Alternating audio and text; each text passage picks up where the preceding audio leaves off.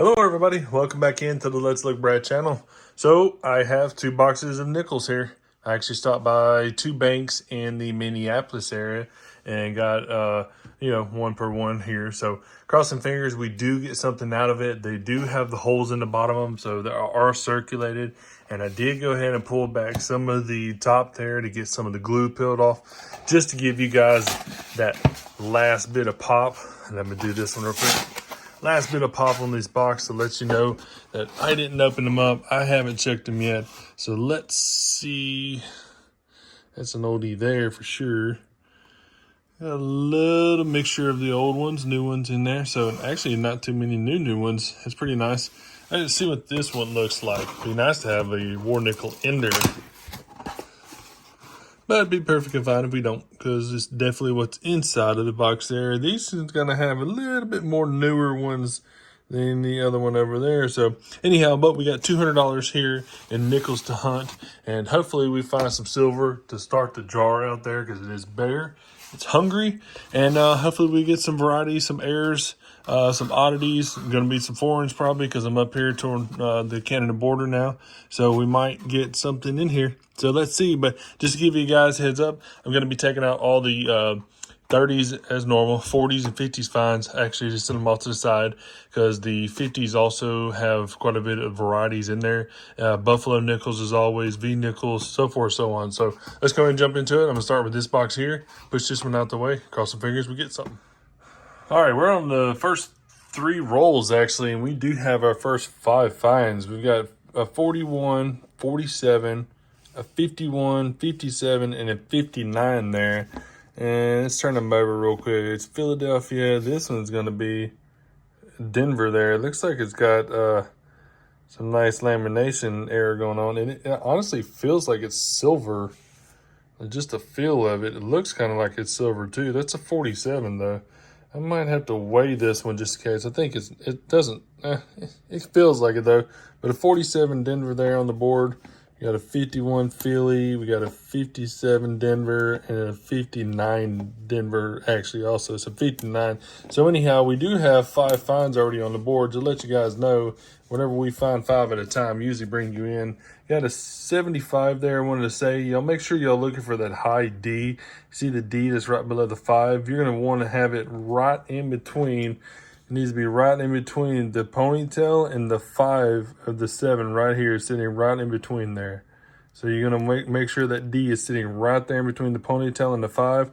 And that would be a 1975 high D, which is pretty tough to find.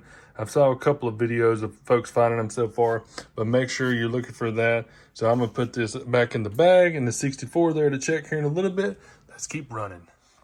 9 rolls in, and that last roll actually piled them on. We had 4 of them out of that last roll there. So we got 57, 54, 57. There's actually 3 59s and another 47 that came out of there. I'll probably hold off on bringing you guys in and out, because I'm pretty sure this whole slate right down through here is going to be completely full.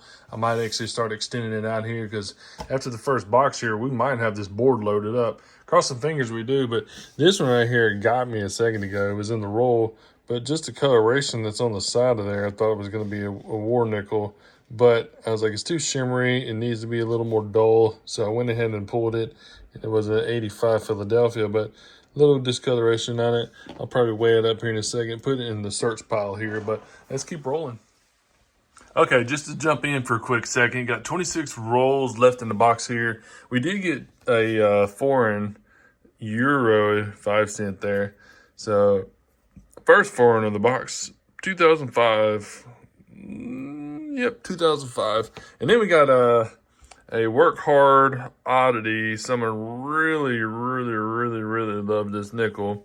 I don't think it's worn out by your fingertips. I'm pretty sure it's worn out by somebody dragging it across the concrete or using a grinder against it for about 10 or 15 minutes. Anyhow, got some more varieties possibly up here. Nicer coins, ones I want to put up under the scope here. Look for any errors, anything like that on there. But then, too, we got a lot of them stacking up here, as you see, from the 30s, 40s, and 50s finds. The reason why I said 30s is because we got a 1939. So we get to look for, it's a 1939 Philadelphia also. We get to look for any of the DDR on the back of here on the Monticello there. So 39 there, and then we got, like I said, got a bunch more of the 40s and 50s finds, 46s, a bunch of 50s there, as you see, 54, 53, so forth, so on. So looking good so far. First box knocked out, so we went ahead and already looked through all the varieties here. There wasn't, or variety years as I call them, but looked through all the years and stuff like that stacked up here. We did get a couple of interesting finds. I'm not for sure. I don't think this is a single layer, but it looks like it. I mean, it's all the way around the same, like the alloy content. It's not copper. I mean, I guess it could be. It's just a different color. Different coloration. So anyhow, set that one off to the side. This one's a nice little greaser. It's really nice actually. All the letters and numbers are all real bold on there, but nice greaser, really thick, full stairs there. We did get a Canadian to add to the other four, and a ton of 30s, 40s, and 50s finds. I got a couple more 40s there on the bottom. There's that 39 we had I showed you a second ago. So got some more to stack to it. But this will be at the end of the hunt where I can search all the 30s, 40s, and 50s finds, see if we have anything. So we're going to move this box out the way, put this one in next, see what we get. Woo, man, I was wondering where we were going to get a nice find. So we're, what, 17 rolls in? I've actually got this roll right here I'm partially done with.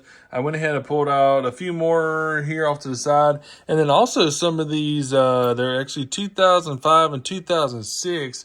But the goldish rim on there is really nice. It shines really nice inside of the roll there. So I've actually got these three, this one before, and then this one right here would be 5. So they're actually mixed between the Philadelphia and the Denver ones. So that's pretty nice. But the reason why I bring you in, because I pulled this last coin here, went ahead and put it back on, and like I said, I hold them in my hand. I hold them right here all the way up to my fingertips, and I pull one at a time off the top there with my right hand. This one right here, though, boop, 1916 Indian. Yeah, that's nice. Actually pretty nice, too. It's got the third feather, which is right behind the second feather in the head there, as you see. Looks good. Let's see if it's got a mint mark. It doesn't, but that's a nice buffalo. Portion of the horn there. That's a nice buffalo, actually. 1916. 1 second, let's sit this right here. Here's the Buffalo Nickel album right here. Let's go ahead and pull this off just to check since I got you and it's that easy accessible. Open this on up, and we do not have a 1916. That's the one behind it. So we don't have a 1916 in our Buffalo album. That is an awesome find. So that's perfect. So we got a 1916 on the board. Crossing fingers, eyeballs, tongues, and everything else. We get some more out of there. All right, so I'm holding roll, what, 20, 31, something like that, 29, whatever it is. So I think you got some silver finally.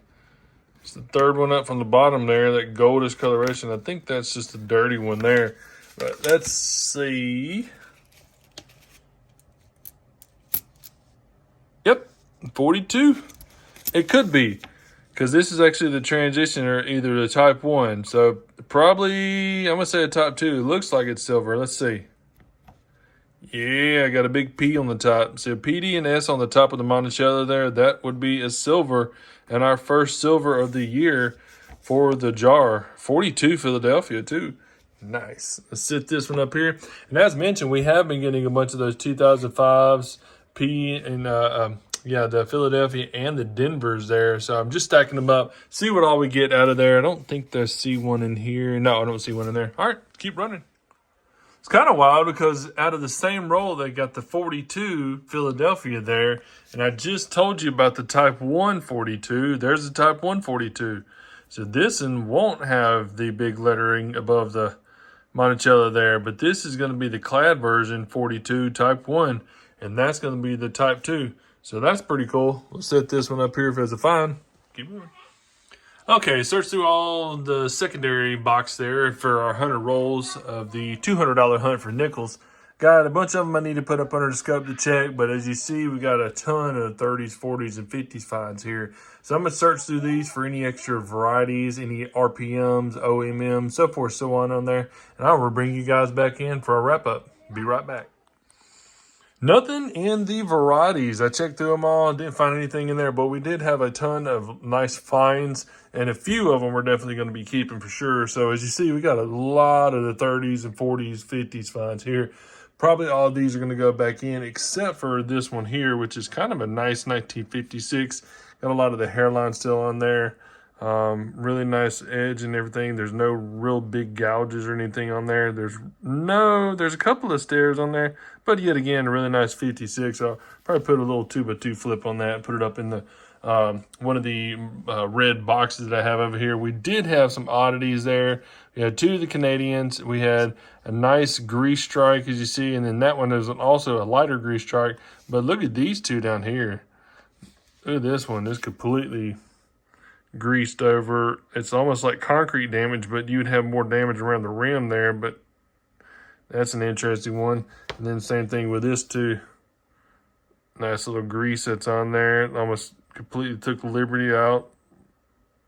So yeah, grease strikes, nice. But then too, we have all the 2005 Philadelphia and Denver stack right here. This is going to be the Denver stack on the left and the Philadelphia on the right.